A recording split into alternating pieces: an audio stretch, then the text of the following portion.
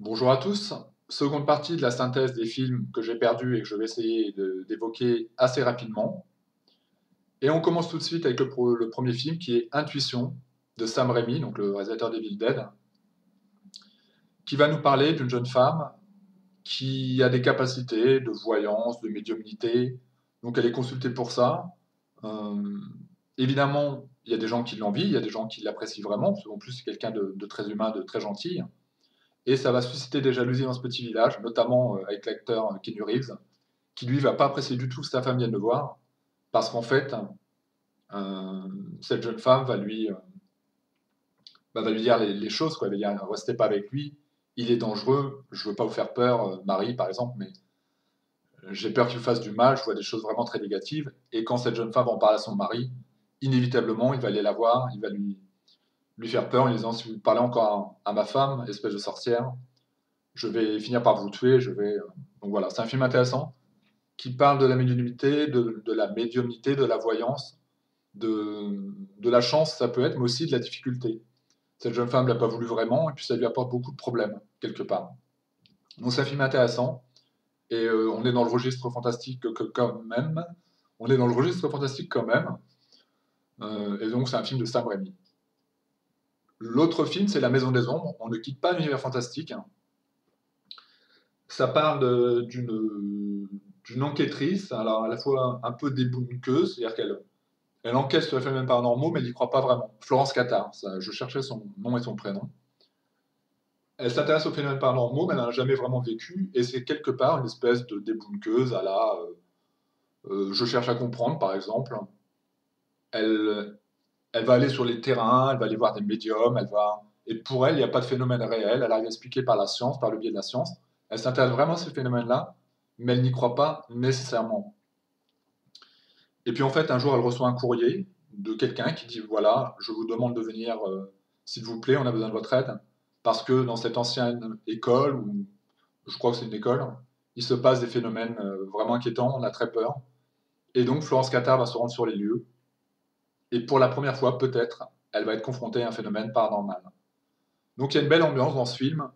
Encore une fois, c'est un petit film série B qui n'a pas un gros budget, il n'a pas une énorme renommée au cinéma, mais c'est intéressant, c'est bien foutu, tout n'est pas génial. Euh, les décors sont bien institués, on est au 19e siècle, tout ça c'est bien fait. Il est assez effrayant quand même, les scènes fantomatiques sont assez bien amenées, donc La Maison des Ombres est un film fantastique que je conseille. Un petit film fantastique que je conseille sans grande difficulté. Le prochain film est The Circle. On ne quitte pas vraiment l'univers fantastique, mais on se projette dans l'anticipation et dans la science-fiction, puisque ça parle d'une espèce de succursale futuriste, où une jeune femme de provinciale, plutôt de la campagne, quelque part, enfin une espèce de forme de campagne, va être invitée. C'est une école au standing, c'est une école où ils ont le matériel de dernier cri, et ils sont en train de mettre une nouvelle technologie au point, et ça rejoint un petit peu Black Mirror quelque part. Et cette jeune fille, qui est, comme elle est innocente, comme elle vient de la campagne, je vous disais, comme elle est un peu différente, eh bien, le mentor de cette entreprise, qui est joué par Tom Hanks, va la prendre sous son aile et va vouloir en faire son égérie. Je crois qu'on dit comme ça, égérie, oui, je l'ai bien dit.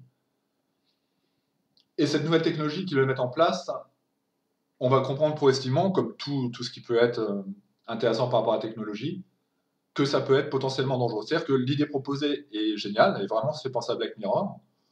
On peut signer, hein, c'est très très bien par rapport au terrorisme, c'est très très bien par rapport aux enlèvements d'enfants, c'est très très bien par rapport à plein de choses, mais évidemment, il y a un revers de la médaille, et elle, qui est un peu naïve et innocente, va être utilisée euh, à ces fins-là, avant de comprendre que peut-être potentiellement, effectivement, cette nouvelle technologie, bien qu'incroyable, pose véritablement des questions d'éthique. Donc The Circle, c'est une bonne surprise, euh, qui en dehors de Black Mirror m'a pas vraiment fait penser à d'autres films.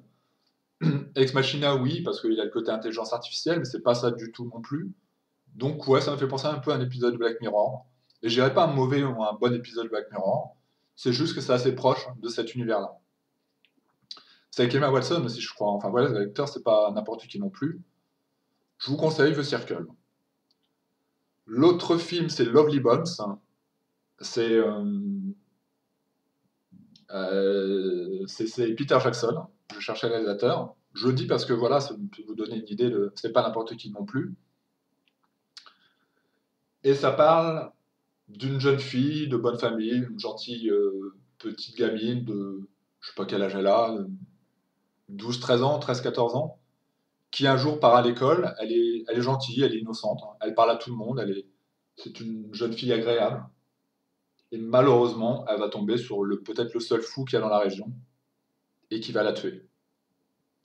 Il va la tuer, ses parents vont la rechercher partout, ils vont se demander ce qui se passe. Et elle va continuer sa vie, et ça va devenir une espèce d'enquête paranormale où l'entité qu'elle est, je ne sais pas si elle a compris qu'elle était morte, je pense que oui, va aider de là où elle est, par son âme, à essayer de résoudre cette enquête. Donc c'est un film étonnant de Peter Jackson, plutôt sensible, plutôt beau, avec la musique de Cocteau Twins, de Brian Eno. Donc une belle ambiance et un film que je conseille vivement. Le prochain film est L'Illusionniste.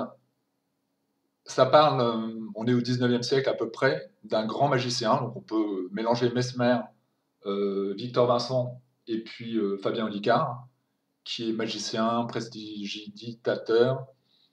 Il était parti d'une grande ville euh, pour des raisons, et puis il revient dans cette ville.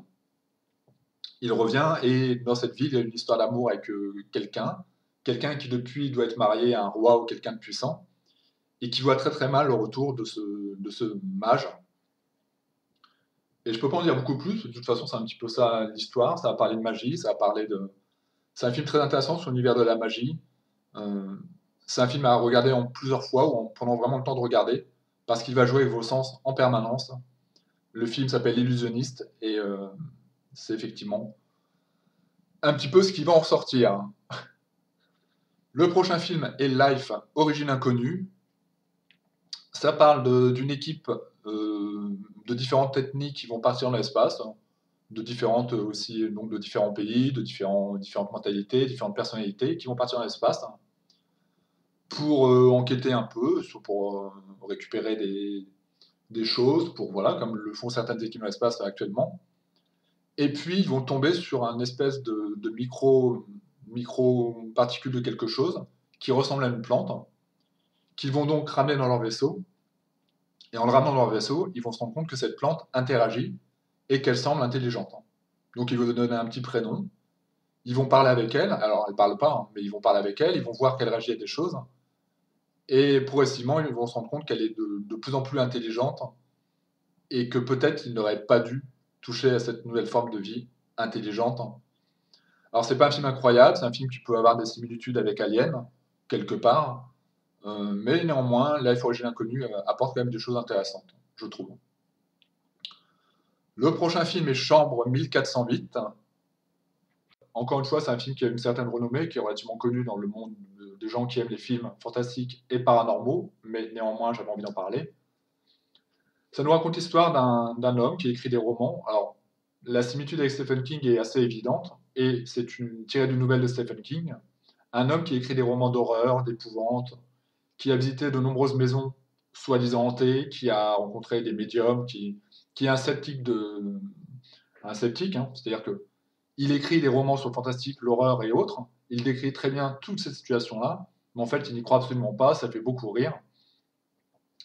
Et un jour, il reçoit le coup de fil ou la lettre de quelqu'un qui dit, voilà, je sais que vous étudiez sur les phénomènes paranormaux, je sais que vous vous intéressez à tous ces cas-là, et donc on a quelque chose à vous suggérer. C'est un hôtel, je crois, où il s'est passé de nombreux drames, il y a de nombreux suicides. Et on aimerait que vous veniez dans cette vieille bâtisse. Et évidemment, comme il est curieux et comme il est sceptique, comme il ne croit en rien, il en rit beaucoup, il se dit je vais y aller, je vais même peut-être commencer à écrire mon nouveau roman là-bas. Il va se rendre là-bas avec toute sa désinvolture. Arrivé sur place à l'hôtel, le maître d'hôtel le reçoit et lui dit attention, je vous sens rieur, je vous sens amusé, mais cette maison n'est pas comme les autres. La nuit que vous allez passer ici risque d'être très différente de toutes celles que vous avez connues. Et puis il va encore une fois en rire, il dit amenez-moi un bon whisky, amenez-moi du tabac, il n'y a pas de problème, je vais dormir dans cette chambre. Donc la chambre 1408. Et force est de constater que peut-être le maître d'hôtel avait raison et que cet hôtel recèle des secrets bien plus sombres que ce que l'écrivain n'avait pu imaginer. Donc c'est un très bon film fantastique, hein. Euh, voilà ce que je pouvais en dire. Mais je pense que vous le connaissez dans une grande majorité d'entre vous. Si ce n'est pas le cas, je vous le conseille vivement. Le prochain film est Esther. C'est pas vraiment un. Il est assez connu quand même, Esther. Ça parle de quoi? Ça parle d'une famille qui cherche à avoir un enfant. Ils perdent un enfant. Je sais plus. Je crois qu'ils ont déjà des enfants, mais je sais plus combien ils en ont. Et puis ils voudraient avoir un nouveau bébé, mais malheureusement la maman n'y arrive pas. Donc ils pensent à adopter. Ils vont aller dans un orphelinat et ils vont tomber sur une petite fille et très vite ils vont être attirés vers elle parce qu'elle est douce, parce qu'elle est gentille. Et cette petite fille s'appelle Esther. La maman va se renseigner auprès de l'orphelinat et Esther va leur rendre cet amour. Et ils vont décider d'adopter Esther. Et c'est un film fantastique dont j'en dirai pas beaucoup plus. Mais Esther n'est peut-être pas aussi gentille qu'elle semble l'être. Elle a peut-être d'autres secrets plus importants. Le prochain film est Inside. C'est un film espagnol. Alors, ce film est un petit peu bâtard, si je puis dire, parce que il est en deux parties en quelque sorte. Et la première partie peut être très lassante, très saoulante et assez lente. C'est lent, en fait, c'est lent. Ça nous parle d'un espèce de Christian Grey moderne. Donc, un mec qui a plein de fric. Il est chef d'orchestre, je crois. Donc, il a une grande renommée. Il a une histoire d'amour avec une jeune femme. Et puis, il y a une légende autour de lui. On sait que son ancienne compagne a disparu. On suppose qu'il y a un truc un peu secret par rapport à ça. Et cette jeune femme, comme ils sont amoureux, va décider de venir habiter chez lui. Et elle va se rendre compte que, eh bien, dans cette grande maison, où elle va se retrouver très souvent seule, puisque lui ira faire des concerts et autres, potentiellement, il y a peut-être une présence qui est là. Elle se sent observée, elle se sent écoutée, et elle va commencer à se demander si c'est pas l'âme, peut-être, de l'ancienne compagne qui l'aurait tué et qui errait dans cette grande maison. Donc la seconde partie est beaucoup plus intéressante. Il faut vraiment prendre le temps de passer la première, quelque part, comme pour une voiture, pour se rendre compte que le film apporte quelques surprises quand même. Mais il faut prendre le temps de le regarder dans son ensemble. Le prochain film est La légende de Bagger Vance, un film que j'ai mis bien trop longtemps à regarder, avec, j'allais dire Bruce Willis, non. Ça ressemble un peu l'acteur noir ultra connu, Will Smith. Bruce Willis, Will Smith, il y a quand même une petite similitude au niveau des syllabes, je trouve. Ça parle de Matt Damon, qui est un ancien joueur de golf. Alors, il l'a eu il y a très très longtemps. A priori, c'était une grande heure de gloire du golf, quoi. Un sport que je connais très peu. Pour vous dire que le film en lui-même n'a rien pour m'attirer. Le golf, ça ne me parle pas. Euh, Cet homme va partir à la guerre. Avant ça, il y a une histoire d'amour. Il est avec une compagne, ils sont amoureux, ils sont mariés ou ils vont se marier. Il part à la guerre. Et quand il revient, il a complètement changé. Il est détruit psychologiquement, mentalement. Il va revoir sa compagne, mais on le voit comme sur un quai de gare très rapidement. Ils se parlent, ils s'engueulent et puis ils partent chacun de leur côté. Et cet homme va avoir la rencontre d'un vieux vagabond qui va rentrer chez lui, qui va lui demander le gîte et de couvert, lui dire voilà, je suis perdu, est-ce que vous pourriez m'aider? Cet homme en question, c'est Will Smith, et il va s'avérer que Will Smith vient apporter de l'aide à. Alors, je ne sais plus le nom dans le film, il va lui apporter son aide. Il va essayer de lui donner un peu d'amitié et de lui donner un peu d'espoir parce qu'il comprend son histoire et qu'il veut l'aider. Donc c'est un beau film, La légende de Bagger Vance. Et comme je disais, j'ai mis bien trop longtemps à le regarder. Euh, Film spirituel, film sensible, vraiment une belle réussite, hein, vraiment. Et pourtant, j'aime pas le golf et j'ai beau ne pas avoir compris les règles du golf, parce qu'en fait, Will Smith va devenir ce qu'on appelle le caddie. Vous voyez, j'ai retenu les termes quand même, le caddie de Matt Damon, c'est-à-dire qu'il va aller porter ses balles, il va être là en permanence à l'assister, il va aussi le conseiller dans les coups. J'ai beau pas connaître le golf, le film m'a intéressé et c'est une très belle histoire. Prochain film, Compliance. Compliance, c'est très très particulier. C'est un film qui m'était conseillé par rapport à un autre film qui parlait de la résilience en quelque sorte. C'est pas vraiment ça. Je vais pas donner la thématique parce que c'est pas ça le terme exact. Ça parle de ce qu'on est capable d'accepter de faire soumis à une autorité. Donc, j'ai parlé d'un autre film qui traitait de ça. Et dans Compliance, on va vivre ça à l'intérieur, en fait. Il y a quelqu'un qui téléphone à un magasin, un commerce, et puis quelqu'un au téléphone dit être de la police, et il dit qu'une des employées de cette entreprise, de cette petite entreprise familiale, a volé, qu'il a les preuves, et que donc il faut que la patronne essaie de garder à l'œil cette jeune fille, qui l'empêche de partir parce qu'il a les preuves, il en est sûr. Et comme ça, on va rentrer dans cette espèce d'asservissement qui a été prouvé par des études psychologiques, hein. Il y a eu des études qui ont montré que sous les ordres de quelqu'un en qui on a confiance, de quelqu'un qui instaure l'autorité, eh bien on obéissait aveuglement. Et le plus incroyable avec Compliance, c'est tiré d'une histoire vraie. C'est que je me dis, quand j'ai vu le truc, je me dis, voilà, c'est pas un grand film.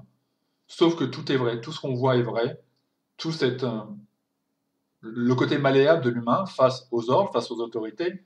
Dans l'expérience de 1000 grammes, voilà, c'était le truc que je cherchais, c'est lié à ce film, c'est là que j'en ai entendu parler. Dans l'expérience de 1000 grammes, il a été prouvé que face à une autorité, face à quelqu'un, et même à un journaliste, mais qui se met dans une position autoritaire, comme c'était le cas dans l'émission qui était passée à la télé, eh bien, à 98%, les gens vont obéir aux ordres qui vont leur être donnés. Et ce film parle aussi un peu de ça. C'est une espèce de continuité de l'expérience de 1000 grammes.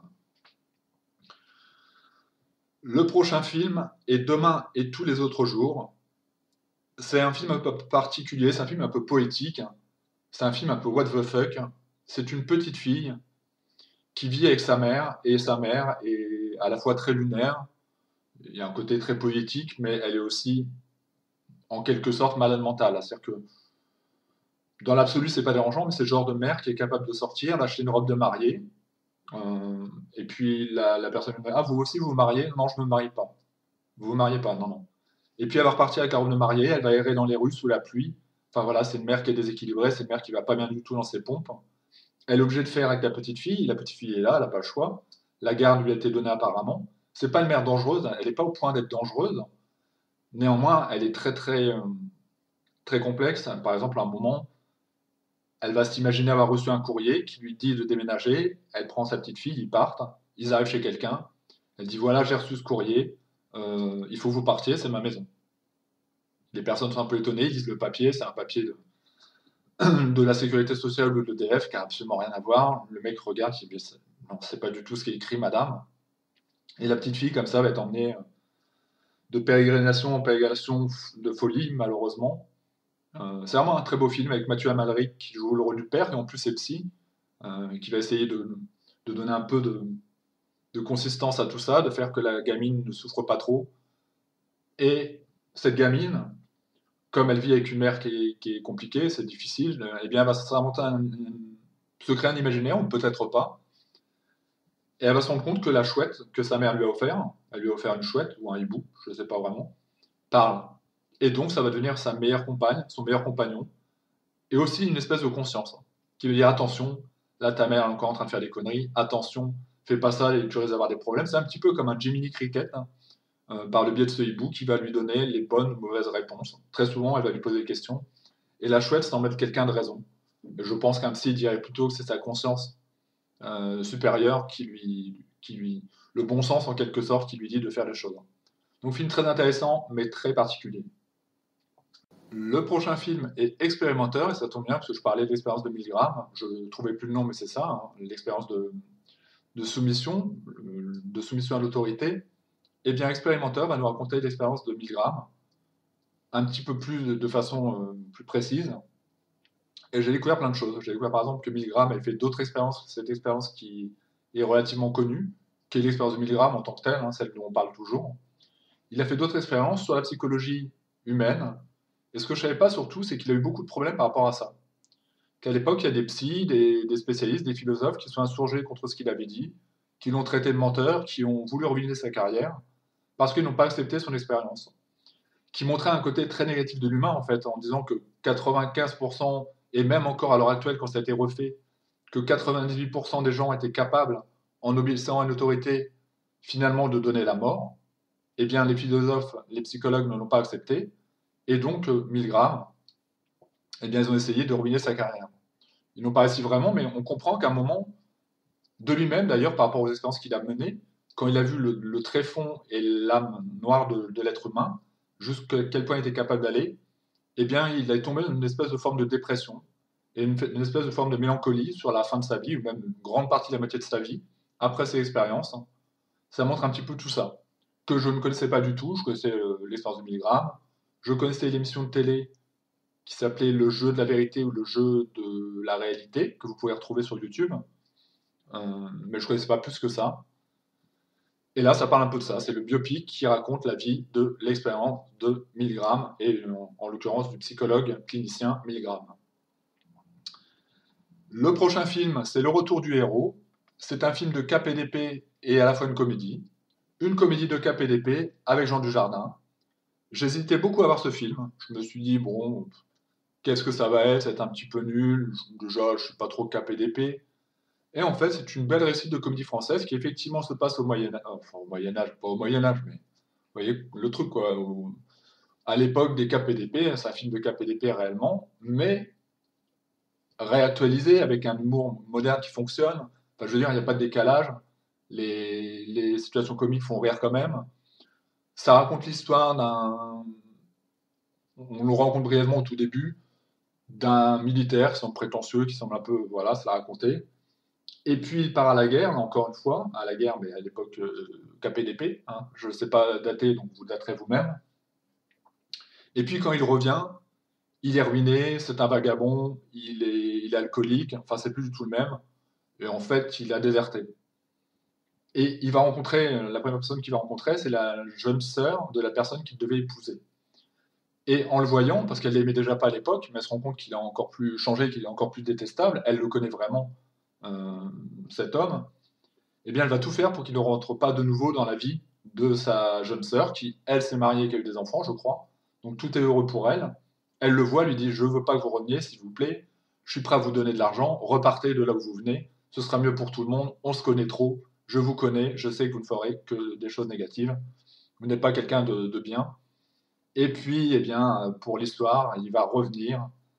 Et donc, c'est comique, c'est un bon film, c'est une bonne comédie de KPDP, tout simplement. Le Retour du Roi, Jean Dujardin, qui retourne à un niveau d'excellence, j'ai envie de dire.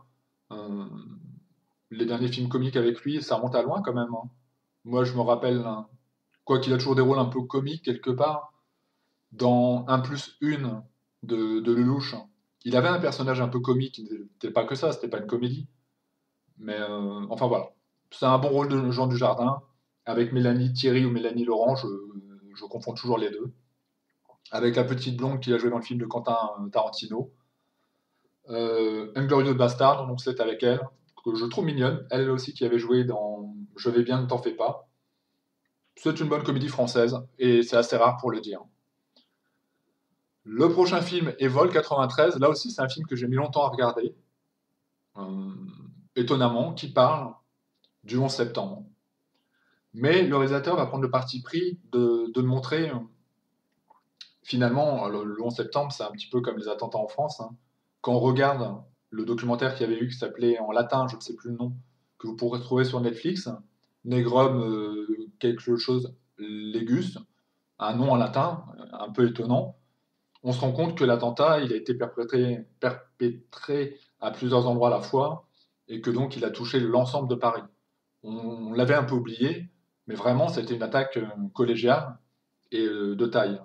Et le 11 septembre, c'est un petit peu pareil. Il y a eu différents avions, il y a eu différents impacts, mais le réalisateur, il ne peut pas se focaliser sur tout le monde, donc il va se focaliser simplement sur un des avions, et donc le vol 93. Et on va avoir des retours sur ce qui se passe ailleurs dans le ciel, mais finalement, nous, on sera dans l'avion, en tant que spectateur, avec les gens, et donc les terroristes, qu'on voit dès le début du film, euh, qui restent très en retrait, hein, qui restent très calmes, très posés. On comprend qu'il y a différents caractères parmi eux, qu'il y en a un qui est le cérébral, qui réfléchit beaucoup, qui attend, l'autre qui est plus nerveux, qui est dans l'action. Et puis on va découvrir tout ce petit monde, les hôtesses, les gens qui sont là, pourquoi ils sont là, est-ce qu'ils vont voir un enfant, est-ce qu'ils vont retrouver une compagne.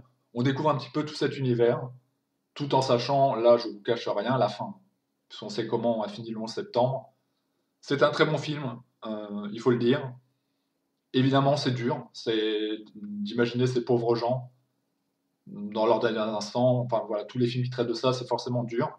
C'est Néanmoins, c'est pas une raison pour pas en parler parce que c'est un bon film et ça reste une œuvre de cinéma. Et puis je crois quand même que le temps était passé avant que le réalisateur en parle, hein. Il a pas fait le film le lendemain de ce drame. Puis c'est aussi rendre hommage finalement aux victimes, hein, qui sont parties dans cet attentat. Et puis le dernier film de cette critique ciné solo, en tout cas pour ce qui est voilà, de ce format que j'ai dû réinventer pour que tout ne soit pas perdu, c'est Le Jeu.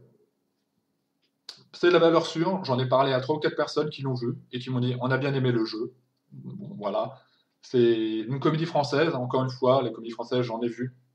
J'ai vu, qu'est-ce que j'ai vu J'en pleure encore. Neuilly sa mère 2. Le 1 était pas trop mal, en tout cas dans mon souvenir il était pas trop mal. Neuilly sa mère 2 c'était nul. Enfin voilà, j'ai vu des comédies françaises catastrophiques. Là c'est pas le cas, c'est une bonne comédie française. Comédie, encore que, comédie qui ne peut être que cynique, puisque le principe du truc, c'est des amis qui se retrouvent, des vieux couples, et un célibataire en l'occurrence. Donc ils se connaissent depuis des années, hein, c'est des gens qui sont ensemble depuis très longtemps. Non, il y a un des couples qui est plus jeune, mais enfin c'est des couples, voilà, solides et stables. Et puis, dans une conversation, ils vont dire, il paraît que les gens qui mettent un code sur leur téléphone portable, ce sont des gens qui ont quelque chose à se reprocher, et les statistiques montrent que ce sont des gens qui sont infidèles. Évidemment, c'est un espèce de pic qui est lancé à un des partenaires, hein. Et ils vont faire le pari de dire, bah, ce qu'on peut faire, c'est que, ok, qui serait capable de mettre son portable là au milieu, de débloquer son code, et on va mettre tous nos portables au milieu de la table, et tout le monde répond à ces appels. Et comme ça, on verra si quelqu'un a quelque chose à se reprocher. Donc, il y en a bien certains qui vont essayer de dire, oh, mais non, mais c'est nul, franchement, quelle idée stupide. Et d'autres qui vont dire, bah si, ça peut être amusant, on n'a rien à se reprocher, on va bien s'amuser. Et comme ça va commencer le jeu, où les règles vont changer au cours du truc, hein, parce qu'il n'y a pas vraiment de règles, mais finalement, il y en aura. C'est-à-dire que si vous répondez, vous devez répondre devant tout le monde, vous ne devez pas vous devez mettre l'interphone en main libre, il faut que tout le monde entende les conversations. Vous ne deviez pas détourner la conversation, vous devez répondre franchement aux questions, et vous devez répondre à tous les appels. Donc évidemment, vous imaginez bien qu'il vaut mieux, à mon sens, c'est un petit peu comme l'historique internet de quelqu'un, il vaut mieux pas aller voir l'historique internet de quelqu'un, homme ou femme, peut-être, entre des échanges avec quelqu'un, surtout les vieux couples, qui pourraient dire même des petits trucs, des trucs anodins, mais qui, dans des histoires de relations affectives, peuvent vraiment poser problème. Donc je trouve que le jeu, c'est bien écrit, le personnage célibataire a une place importante, ça aussi, c'est bien foutu. Ça a quelques similitudes, c'est-à-dire que ça aurait pu être une pièce de théâtre, en fait.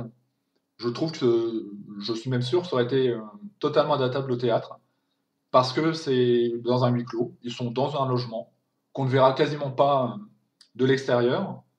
J'aurais pu ajouter qu'il y a autre chose, il y aura une dimension fantastique, hein, parce que c'est une nuit d'éclipse de lune ou d'éclipse de sol, d'éclipse de lune, et que donc elle peut avoir l'influence et qu'on dit que ces jours-là sont un peu magiques. Mais de toute façon, le ciel, on le verra vraiment par l'entremise un tout petit peu, ils sont dehors, ils voient le ciel, on ne sera pas dehors, quoi. Tout se passe euh, quasiment dans cette maison. Donc, ça aurait pu être une pièce de théâtre. Et donc, évidemment, il faut que l'écriture soit intéressante et qu'elle soit bien amenée. Et ce film, à de nombreux égards, ce au niveau de l'écriture, m'a rappelé le prénom, que moi j'ai bien aimé. C'était un peu du cabitonnage, ça se dit pas ça. Du... Je trouve plus le mot, c'est pas du cubitonnage, c'est du... Enfin bref, cabotinage, un truc comme ça. C'était un petit peu surjoué peut-être, c'était un peu surfait, mais l'idée était intéressante. Alors évidemment, il y a beaucoup de dialogues, ça parle beaucoup. Ça peut rappeler aussi des pièces de Sacha Guitry quelque part, mais j'ai bien aimé. Et effectivement, ça m'a fait penser au prénom, même si c'est différent, la thématique n'est pas la même. Je vous recommande très vivement le jeu, une vraie bonne comédie française. Si on compare aux comédies françaises, il y a des gens qui vont dire oh non, j'ai pas aimé. Ouais, mais de quoi tu me parles comme comédie française? Si tu me proposes d'autres choses, je vais te dire ok. On fait un comparatif, on met tel film et tel film. Après, on fait un espèce de combat entre les films. Je pense qu'il mettra KO pas mal d'autres films. Parce que la comédie française, elle est très, très instable, quoi. Enfin, on prend les derniers Tuches, qui a aimé? Même les gens qui aimaient les Tuches ont dit j'ai pas aimé. On prend le raid de Danny Boone, qui a aimé? Danny Boone, après, il a eu quoi? Je sais même plus. qui était mieux que le Raid pour le coup, mais enfin voilà, c'est pas du grand cinéma, hein, la comédie française se porte quand même relativement mal, mais c'est expliqué, hein, c'est explicable et expliqué. C'est que plutôt que en fait, des gros budgets sont alloués à des gens qui n'ont pas forcément de très bonnes idées. Et ceux qui ont des bonnes idées parfois n'auront pas forcément un budget incroyable. Et puis il y a aussi le box-office. C'est-à-dire que tous les gens qui vont voir Danny Boone et qui remplissent le box-office font que lui il se dit c'est tranquille, je peux continuer à faire des films comme ça. Même si le film il est pas top, peut-être que lui estime que son film est top, hein. Mais en tout cas au box-office, il y a toujours autant de monde qui vient. Les gens y vont pour dire j'ai pas aimé, mais lui il s'en fout, il s'est fait de l'argent et il va recréer des films que vous irez revoir. Donc tant que vous ne mettrez pas un terme à ça, il y aura toujours des mauvaises comédies françaises. Peut-être que vous avez aimé les films de Danny Boone, mais je veux dire, les gens qui sont cinéphiles vont dire, voilà, les comédies françaises, c'est quand même pas le top, mais c'est en raison du budget et c'est en raison du choix des personnes qui vont voir les films. Donc, merci à vous et à bientôt. C'était une synthèse des films que j'ai perdus. En tout cas, pour ce qui est des critiques ciné-solo, ça vous donnera quelques idées de films à voir quand même. Voilà. Merci à vous et à bientôt.